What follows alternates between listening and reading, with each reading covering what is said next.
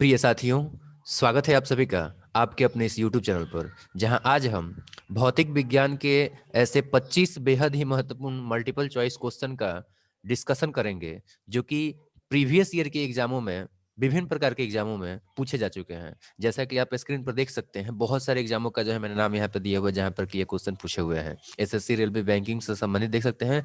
PO तक मैंने जो है एक लिस्ट दिया हुआ है, आप यहाँ पे देख सकते हैं। उसको बताने में मैं समय खर्च नहीं करूंगा। चलिए, इस सेट का यानी पांचवें सेट का जो है मतलब भौतिक विज्ञान के 25 क्वेश्चन वाले सीरीज के पांचवें सेट का पहला प्रश्न देखते हैं, जो कि है यहाँ पे आप देख सकते हैं पहला क्वेश्चन, जो कि इस सीरीज में 101वां नंबर क्वेश्चन हो जाएगा, यानी कि 101 नंबर क्वेश्चन। तो देखते हैं इस क्वेश्चन में क्या लिखा हुआ है। इस क्वेश्चन में दिया हुआ है कि मैक संख्या का संबंध होता है किससे होता है, आपको बताना है। ऑप्शन ए है ध्वनि के वेग से होता है, तो ऑप्शन बी है जलयान के वेग से है, और तीसरा ऑप्शन है वायुयान के वेग से है, या फिर चौथा ऑप्शन है अंतरिक्ष यान के वेग से है। तो इसका जो करेक्ट आंसर है वो है आपका ऑप्शन नंबर सी, यानी कि ये जो मैक संख्या होता है ये वायुयान के वेग से संबंधित होता है। अब देखते हैं हम लोग अगला क्वेश्चन। तो अगला क्वेश्चन है प्रतिध्वनि के उत्पन्न होने का कारण क्या होता है। ध्वनि का परावर्तन ऑप्शन ए, ध्वनि का अपवर्तन ऑप्शन बी, और ध्वनि का विवर्तन ऑप्शन सी, और डी ऑप्शन में है ध्वनि का ध्रुवण। तो इसका जो करेक्ट आंसर है वो है आपका ध्वनि का परावर्तन। ध्वनि जो है लौट करके आता है, तभी जो है प्रतिध्वनि हमें सुनाई देता है, इको सुनाई देता है। अगला क्वेश्चन है प्रतिध्वनि मूल ध्वनि से अलग तब सुनाई पड़ती है जबकि ध्वनि स्रोत और यानी कि वह परावर्तक सतह के मध्य न्यूनतम अंतराल कितना हो। ऑप्शन ए 10 मीटर हो, ऑप्शन बी 17 मीटर हो, ऑप्शन सी 34 मीटर हो, और ऑप्शन डी होता है 100 मीटर। तो इसका जो करेक्ट आंसर है वो है आपका ऑप्शन नंबर बी 17 मीटर। दो मतलब देखिए, प्रतिध्वनि आपको सुनना है तो मूल ध्वनि जहां से निकल रहा है ना, वहां से और जहां पर से टकरा के ये वापस आ रहा है, वहां के बीच का जो है अंतराल होना चाहिए 17 मीटर। यानी कि यहाँ से कोई ध्वनि जो है निकल रहा है और यहाँ से टकरा के वापस आपका आ रहा है, तो ऐसे कंडीशन में इन दोनों के बीच का दूरी जो है आपका 17 मीटर होना ही चाहिए कम से कम। इसके बाद बात करते हैं हम लोग क्या। तो अगला क्वेश्चन है चमगादड़ अंधकार में भी उड़ सकते हैं क्योंकि वे अंधकार में सुगमता से देख पाते हैं, या फिर दूसरा ऑप्शन है उनके नेत्र का तारा यानी पुतली बहुत बड़ा होता है, या फिर वे अपने द्वारा उत्पन्न प्रसर्य तरंगों की सहायता से अपने मार्ग दर्शन कर पाते हैं। तो इसका करेक्ट आंसर यही हो जाएगा कि जो चमगादड़ होते हैं वो जो है आपका अल्ट्रा सोनिक वेव निकालते हैं, साउंड निकालते हैं, और यही जब आपका टकरा के वापस आता है तो इसी को जो है सुन करके और फिर जो है ये अपने रास्ते को जो है देख पाते हैं। देखने का मतलब ये है कि उसको जो है समझ पाते हैं कि हमें जो है कितना डिस्टेंस के बाद जो है ऑब्स्टेकल है, कोई रुकावट है या फिर नहीं है, क्लियर है रास्ता, और इस तरीके से ये आसानी से जो है रातों में भी उड़ सकते हैं। अगला क्वेश्चन देखते हैं, जो कि है एक पुलिस की गाड़ी सायरन बजाती हुई किसी प्रेक्षक से दूर जा रही है, तो सायरन के सामान्य तारत्व के सापेक्ष उसकी ध्वनि का तारत्व क्या होगा। इसका देख लेते हैं ऑप्शन ए। तो ऑप्शन ए है आपका कम होना, कम होगा, और ऑप्शन बी है एक समान होगा, ऑप्शन सी है अधिक होगा, और ऑप्शन डी है आपका गाड़ी की गति के अनुसार कम या अधिक होगा। तो इसका करेक्ट आंसर है आपका ऑप्शन नंबर ए, ये जो है आपका कम होगा। यानी कि एक गाड़ी, पुलिस का गाड़ी जो है सायरन बजाते हुए आपसे दूर जा रहा है, तो यहाँ पे क्वेश्चन है कि सायरन का जो सामान्य तरत्व है उसके तुलना में या फिर उसके सापेक्ष ध्वनि का तरत्व क्या होगा। तो ध्वनि का तरत्व जो है आपका कम होगा। ठीक है, तो इसका करेक्ट आंसर जो है आपका ये किसकी वजह से होता है, तो ये आप लोग भी याद रखिएगा। ये आपका जो है ना, आपने पढ़ा भी होगा, डॉपलर का सिद्धांत आपने पढ़ा होगा, डॉपलर का प्रभाव पढ़ा होगा। तो ये जो है आपका डॉपलर, मैं यहाँ लिख भी दे रहा हूँ डॉपलर, ये जो है आपका डॉपलर के प्रभाव की वजह से होगा। डॉपलर का प्रभाव आपने पढ़ा है, ठीक है। तो ये डॉपलर के प्रभाव की वजह से जो है आपका ध्वनि का तरत्व जो आपका सायरन है उसकी तुलना में कम होगा। अगला क्वेश्चन देखते हैं। तो अगला क्वेश्चन है आपका एक छड़ चुंबक के सिरे पर चिपक कर लटके दो इस्पात अल्पिन ऊर्ध्वाधर यानी कि एक सिधाई में जो है नहीं लटक पाते हैं, ऐसा क्यों। तो इसका ऑप्शन देख लेते हैं। पिनों के शीर्ष ठीक प्रकार से गोल नहीं बने होते।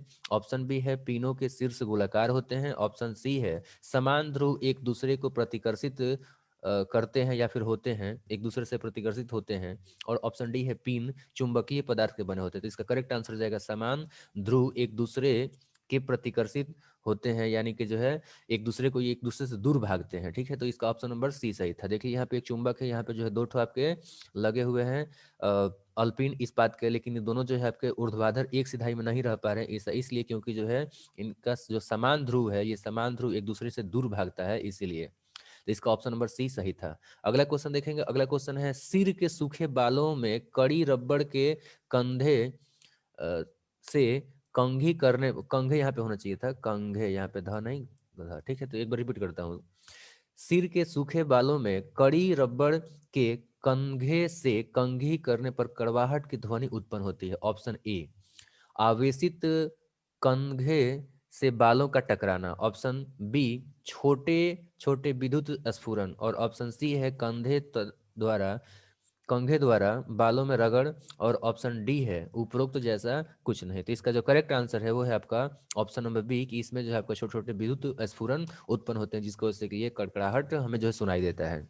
अगला क्वेश्चन देखेंगे। तो अगला क्वेश्चन जो है आपका, विद्युत परिपथ में संधारित्र यानी कि जिसको हम लोग कैपेसिटर या फिर कंडेंसर बोलते हैं, का प्रयोग किसके लिए किया जाता है। ऑप्शन ए है आपका वोल्टता के उपचयन हेतु करते हैं, या फिर ऑप्शन बी है आपका वोल्टता के उपचयन, नहीं, पहला जो है अपचयन हेतु था, और दूसरा जो है आपका ऑप्शन वो है उपचयन हेतु, और तीसरा है आपका विद्युत आवेश के संग्रहण हेतु करते हैं, या फिर ऑप्शन डी है विद्युत आवेश विद्युत आवेश उत्पन्न करने हेतु करते हैं। तो इसका करेक्ट आंसर है कि जो कैपेसिटर होता है, इसको जो हम लोग विद्युत आवेग यानी कि जो इलेक्ट्रिक चार्ज होता है, इसको स्टोर करने के लिए, मतलब इसका जो है संग्रहण करने के लिए हम लोग इसका उपयोग करते हैं विद्युत परिपथ में। तो अगला क्वेश्चन देखेंगे हम लोग, जो कि है निम्नलिखित में से अर्धचालक कौन है। तो इसमें जो आपका अर्धचालक आपका सिलिकॉन होता है।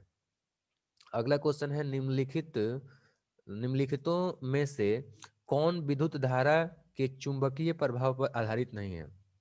तो विद्युत धारा के चुंबकीय प्रभावित पर चुंबकीय प्रभाव पर कौन आधारित नहीं है। ऑप्शन ए है विद्युत पंखा, ऑप्शन बी है टेलीफोन रिसीवर, और ऑप्शन सी है कार्बन माइक्रोफोन, और ऑप्शन डी है डायनेमो। तो इसमें जो है कार्बन माइक्रोफोन जो होता है ना, ये आपका विद्युत धारा के मतलब इलेक्ट्रिक जो आपका magnetic effect of electric city होता है, उस पर डिपेंडेंट ये नहीं होता है, यानी विद्युत धारा के जो चुंबकीय प्रभाव पर कार्बन माइक्रोफोन आधारित नहीं होता है। अगला क्वेश्चन देखते हैं, जो कि है निम्नलिखित में से कौन नर्म लोहे पर आकर्षण बल का प्रयोग करता है। ऑप्शन ए है कार्बन माइक्रोफोन, ऑप्शन बी है टेलीफोन रिसीवर, और ऑप्शन सी है साधारण मोटर, और ऑप्शन डी की अगर बात करेंगे तो ऑप्शन डी है आपका डायनेमो। तो यहाँ पर जो है करेक्ट आंसर है टेलीफोन रिसीवर। टेलीफोन रिसीवर जो होता है वो नर्म लोहे पर आकर्षण बल का प्रयोग करता है।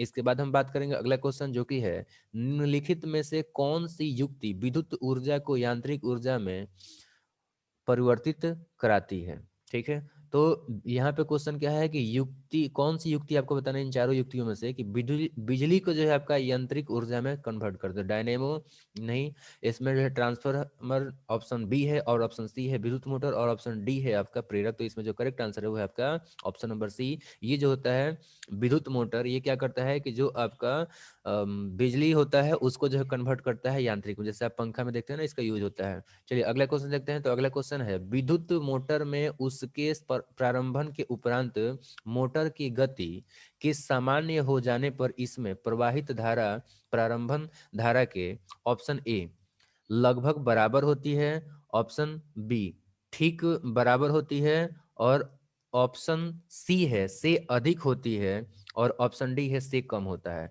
तो इसमें देखिए इसका करेक्ट आंसर जो है वो हो जाएगा ऑप्शन डी, यानी कि जो है विद्युत मोटर में इसके प्रारंभन के उपरांत मोटर की गति के सामान्य हो जाने पर इसमें जो प्रवाहित धारा होता है वो अपने प्रारंभन धारा से कम होता है। ठीक है, तो इसलिए इसका ऑप्शन जो है आपका ऑप्शन नंबर डी सही है। अगर बात करेंगे हम लोग अगला क्वेश्चन, जो कि है लाउड स्पीकर में ऊर्जा का परिवर्तन। ऑप्शन ए ध्वनि से यांत्रिक तत्पश्चात विद्युत ऊर्जा में होता है, ऑप्शन बी विद्युत से यांत्रिक तत्पश्चात ध्वनि ऊर्जा में परिवर्तन होता है, और ऑप्शन सी है ध्वनि से विद्युत तत्पश्चात ध्वनि ऊर्जा में परिवर्तन होता है, यानी कि बदलाव होता है, और ऑप्शन जो है आपका डी है यांत्रिक से ध्वनि ऊर्जा में होता है। तो इसका जो करेक्ट आंसर है वो है आपका ऑप्शन नंबर बी, यानी कि जो है लाउड स्पीकर में ऊर्जा का परिवर्तन विद्युत से यांत्रिक, और यांत्रिक के बाद जो है ध्वनि होता है। तो ये आप लोग ध्यान रखेंगे कि लाउड स्पीकर यहाँ पे मैं घेर भी दे रहा हूँ ताकि आपको अच्छे से क्लियर हो जाए। ये हो गया यांत्रिक। तो यांत्रिक में क्या होता है, पहले आपका बिजली जो होता है उसको कन्वर्ट किया जाता है यांत्रिक में, और यांत्रिक ऊर्जा जो है चेंज हो जाता है ध्वनि में, तब जो है हमें लाउड स्पीकर से सुनाई देता है। ठीक है, तो ये आप लोगों को जो ध्यान रखना। अगला क्वेश्चन देखेंगे, तो अगला क्वेश्चन जस्ट इसका उल्टा है, माइक्रोफोन में ऊर्जा का परिवर्तन कैसे होता है। ऑप्शन ए है ध्वनि से यांत्रिक तत्पश्चात विद्युत में, ऑप्शन बी है विद्युत से यांत्रिक तत्पश्चात ध्वनि में, और ऑप्शन सी है ध्वनि से यांत्रिक ऊर्जा में, और ऑप्शन डी है यांत्रिक से ध्वनि में। तो अभी देखिए लाउड स्पीकर में आपने क्या देखा था, बिजली, बिजली चेंज हुआ था यांत्रिक में, और यांत्रिक चेंज हुआ था ध्वनि में। तो इसका जस्ट अपोजिट हो जाएगा आपका जो है माइक्रोफोन, यानी ध्वनि से चेंज होगा यांत्रिक, यांत्रिक चेंज होगा बिजली में। ठीक है, तो यहाँ पर ध्वनि से यांत्रिक, यांत्रिक से बिजली, ऑप्शन नंबर कौन सा सही है, तो ऑप्शन नंबर जो है आपका ए सही है। तो 115 का जो है ए नंबर सही याद रखिएगा आप लोग कि माइक्रोफोन में जो जस्ट अपोजिट हो जाता है आपका लाउड स्पीकर का, जो ध्वनि हम लोग बोलते हैं, जैसे मैं माइक से रिकॉर्डिंग कर रहा हूँ अभी, तो मेरा आवाज जो है इस माइक में गया तो वो यांत्रिक ऊर्जा में चेंज हुआ, यांत्रिक ऊर्जा अब उसमें से बिजली ऊर्जा में चेंज हो जाएगा। अब बात करेंगे हम लोग अगला क्वेश्चन जो कि है यांत्रिक ऊर्जा को विद्युत ऊर्जा में परिवर्तन करने वाली युक्ति कहलाती है। तो ये तो आप लोग देखा होगा साइकिलों में जो है यांत्रिक ऊर्जा हम लोग मतलब पहिया चलता है, पहिया से जो है बिजली बनता है, तो ये डायनेमो हो जाएगा। ठीक है, ये जो आपका विद्युत धारा का चुंबकीय प्रेरण जो सिद्धांत है उसी के आधार पर जो है काम करता है। तो इसका जो correct answer option number C है। अगला बात करेंगे हम लोग जो कि है क्वेश्चन, ट्रांसफार्मर द्वारा ऑप्शन ए डीसी वोल्टता का उपचयन या अपचयन होता है, ऑप्शन बी विद्युत उत्पादन होता है, या फिर ऑप्शन सी एसी वोल्टता का उच्चयन या अपचयन होता है, ऑप्शन डी है एसी का डीसी में परिवर्तन होता है। तो ट्रांसफार्मर क्या करता है, ट्रांसफार्मर जो है ना एसी जो वोल्ट होता है उसके वोल्टता को यानी कि वोल्टेज को क्या करता है कि उच्चयन करता है यानी कि बढ़ाता है, या फिर अपचयन करता है यानी घटाता है। तो ऑप्शन नंबर जो है आपका सी बिल्कुल करेक्ट है। अब बात करेंगे हम अगला क्वेश्चन जो कि है हमारे घरों में विद्युत आपूर्ति 120 वोल्ट एसी होती है, 120 का मान आपूर्ति की ऑप्शन ए स्थिर वोल्टता दर्शाता है, ऑप्शन बी है प्रभावी वोल्टता दर्शाता है, और ऑप्शन सी है औसत वोल्टता दर्शाता है, और ऑप्शन डी है शीर्ष वोल्टता दर्शाता है। तो ये जो आपका प्रभावी वोल्टता दर्शाता है जो 120 का जो वैल्यू है, यानी कि जो भी हम लोग जैसे बल्ब पे देखते हैं ना कि 200 120 नहीं सॉरी 220 वोल्ट लिखा रहता है उस पे, तो उसका मतलब ये है कि ये जो है उतना पर प्रभावी होता है। अब बात करेंगे हम लोग डीसी की अपेक्षा एसी के लाभ यह है कि इसमें अपेक्षाकृत अधिक ऊर्जा होती है, ऑप्शन बी है इसमें वोल्टता के उतार चढ़ाव नहीं होते, ऑप्शन सी है इसकी जनन यानी कि उत्पादन लागत कम आती है, या फिर ऑप्शन डी है कि यह कम ऊर्जा हानि के साथ लंबी दूरी तक पहुंचा जा सकता है। ये बिल्कुल करेक्ट है। जो आपका डीसी होता है उसके तुलना में एसी सबसे फायदेमंद, एसी में सबसे फायदेमंद बात यह है कि इसको जो है बहुत लंबे दूरी तक हम लोग जो है कम ऊर्जा हानि के साथ में ही पहुंचा सकते हैं, जबकि डीसी आपका नहीं पहुंच पाता है, बहुत ज्यादा ऊर्जा हानि हो जाता है। अब बात करेंगे हम लोग अगला क्वेश्चन जो कि है विद्युत परिपथ में फ्यूज का कार्य है, ऑप्शन ए बिजली के झटके से बचाना, ऑप्शन बी है धारा के प्रवाह को नियमित करना, ऑप्शन सी है अति भारण यानी कि ओवरलोडिंग या लघु पतन की स्थिति में परिपथ को भंग करना, और ऑप्शन डी है उपरोक्त जैसा कुछ नहीं होता है। तो करेक्ट आंसर इसमें ऑप्शन नंबर सी है कि विद्युत परिपथ में इलेक्ट्रिक सर्किट में हम लोग क्या करते हैं कि फ्यूज को इसलिए लगाते हैं ताकि वो क्या कर दे, वो जो है आपका ओवरलोडिंग या फिर जो है लघु पतन की स्थिति में क्या करता है कि परिपथ को मतलब फ्यूज जो है गल जाता है, जिसको से कि परिपथ जो है आपका भंग हो जाता है, जिससे कि हमारे जो भी महंगे महंगे इक्विपमेंट्स होते हैं वो सब बच जाते हैं। तो अगला क्वेश्चन देखेंगे, अगला क्वेश्चन हो जाएगा विद्युत परिपथ में फ्यूज को ऑप्शन ए गर्म तार में लगाया जाता है, ऑप्शन बी उदासीन तार में लगाया जाता है, ऑप्शन सी है भूतार मतलब भू संपर्क तार में लगाया जाता है, या फिर ऑप्शन डी कहीं भी लगाया जा सकता है, इसका कोई अंतर नहीं होता है। तो इसका करेक्ट आंसर हो जाएगा ऑप्शन नंबर ए, इसको जो है पॉजिटिव जो वायर होता है उसमें लगा देते हैं, न्यूट्रल में नहीं लगाते, ना ही आपका जो है अर्थिंग में लगाते हैं। तो इसका करेक्ट आंसर जो है आपका वो फेस में लगाया जाता है, यानी कि जो आपका गर्म तार में लगाया जाता है। अगला बात करेंगे हम लोग 122 नंबर क्वेश्चन जो कि है इस सेट का 22वां नंबर क्वेश्चन जो कि है फ्यूज के बार बार फूंक जाने के पर इसे पतले फ्यूज तार से बदल देना चाहिए, या फिर मोटे तांबे के तार से बदल देना चाहिए, या फिर कागज की क्लिप से बदल देना चाहिए, या फिर बिजली के मिस्त्री को बुलाकर उसे ठीक करवाना चाहिए। तो यही आपका करेक्ट आंसर है। अगर आपका फ्यूज जो है बार बार गल जाता है, बार जल जाता है, तो ऐसे कंडीशन में हमें जो है बिजली के मिस्त्री से बुलाकर उसको दिखाना चाहिए, ना कि पतला तार लगाना चाहिए, ना ही मोटा तार लगाना चाहिए, तो और भी बहुत ज़्यादा क्या बोलते हैं डेंजरस हो जाएगा। और कागज़ के क्लिप को भी मतलब कागज़ क्लिप जो आता है उससे भी नहीं बदलना चाहिए। अगला क्वेश्चन है आपका है कि फ्यूज़ के तार का पदार्थ कैसा होना चाहिए? तो देखिए फ्यूज़ का जो तार होना चाहिए ना उसमें आपका जो है उच्च प्रतिरोधकता यानी कि हाई रेसिस्टिविटी होना चाहिए, और दूसरा कि उसमें जो है उसका जो गलनांक होता है ना, मेल्टिंग जो आपका पॉइंट होता है, ये आपका जो है बहुत ही ज़्यादा कम होना चाहिए, ठीक है? तो इसका करेक्ट आंसर जो हो जाएगा कि फ्यूज़ का तार का पदार्थ जो होता है वो ऐसा होना चाहिए कि उसका जो है प्रतिरोधकता जो है उच्च हो और उसका गलनांक जो है कम हो, निम्न हो। अब बात करेंगे अगला क्वेश्चन जो कि है एक पावर सॉकेट पर कोई विद्युत उपकरणों को नहीं लगाना चाहिए क्योंकि ऑप्शन ए उपकरण खराब हो सकते हैं, ऑप्शन बी है अति अति क्या बोलते हैं अति तापन के कारण बिजली की वायरिंग खराब हो सकती है, ऑप्शन सी है उपकरणों को उनकी अंकित या आपूर्तित वोल्टता पूरी नहीं मिल पाएगी, और ऑप्शन जो है आपका यहाँ पे डी है उपकरणों को उपयुक्त विद्युत धाराएं नहीं मिल पाएगी। तो इसका करेक्ट आंसर है आपका कि अति तापन के कारण बिजली का वायरिंग जो है वो खराब हो सकता है, इसीलिए जो है एक पावर सॉकेट को जो है कई विद्युत उपकरणों मतलब एक पावर सॉकेट के ऊपर जो है कई सारे विद्युत उपकरणों को नहीं लगाना चाहिए, ठीक है? नहीं तो ओवरलोड होगा, फिर वो आपका पावर सॉकेट जलेगा, फिर उसको वजह से आपका वायरिंग भी खराब हो जाएगा, ठीक है? तो यही कारण है आपका ऑप्शन नंबर बी। अगला क्वेश्चन देखते हैं। तो अगला क्वेश्चन है विद्युत उपकरण को भू संपर्कित किया जाता है जिससे किसी खराबी से, ऑप्शन ए है किसी खराबी से उपकरण को बचाया जा सके, या फिर ऑप्शन बी है बिजली का झटका न लगे, या फिर ऑप्शन सी है बिजली की खपत कम हो, या फिर ऑप्शन डी है लघु पतन ना हो। तो इसका करेक्ट आंसर है कि देखिए जो आपका विद्युत उपकरण होता है उसको भू संपर्कित इसलिए कर लिया जाता है ताकि जो है उसमें लघु पतन ना हो, यानी कि लघु पतन की स्थिति में क्या हो कि जो आपका बिजली है वो जो है आपका जमीन के अंदर चला जाए, जिससे कि हमें जो है नुकसान नहीं पहुंचे। इसका करेक्ट आंसर था ऑप्शन नंबर डी। तो उम्मीद करता हूँ कि आप लोगों को जो है ये एमसीक्यू का 25 क्वेश्चन वाला भौतिकी का सेट बहुत ही अच्छा लगा होगा। अगर अच्छा लगा हुआ है तो आप अपने दोस्तों को भी शेयर करें। थैंक यू, धन्यवाद इस वीडियो को अंत तक देखने के लिए।